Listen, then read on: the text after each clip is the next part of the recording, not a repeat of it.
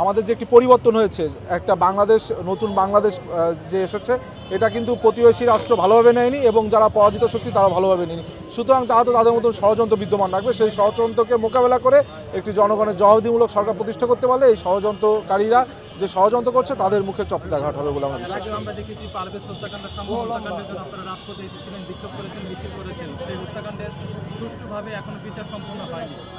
আমরা তো বলেছি, আমি কেবলই বললাম যে এখনো আমরা সেই বিচারও পাইনি, কিন্তু আমরা আশা করি যেন এই বিচারটাও আমরা পাই এবং পূর্বে যে বিচারগুলো বিচারাধীন রয়েছে, প্রক্রিয়াধীন রয়েছে, অতি সত্য যেন জাতির সামনে সেগুলো তুলে ধরা হয়। এবং আমাদের মনে হয় যে একটি, বারংবার বলছি যে এই ইন্টারিম গভর্নমেন্ট তো একটি 5ই আগস্ট পরবর্তীতে কিন্তু একটি ইন্টারিম গভর্নমেন্ট, সুতরাং একটি জবাবদিহিমূলক সরকার হলে দেশের আইন কানুন ব্যবস্থা সব কিছু কিন্তু উন্নতি হবে।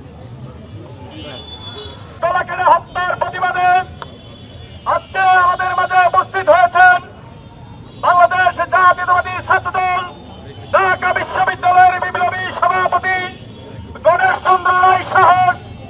আমাদের মাঝে উপস্থিত হয়েছেন ঢাকা বিশ্ববিদ্যালয়ের বিপ্লবী সহসভাপতি আনিসুর রহমান খন্দকার। আমাদের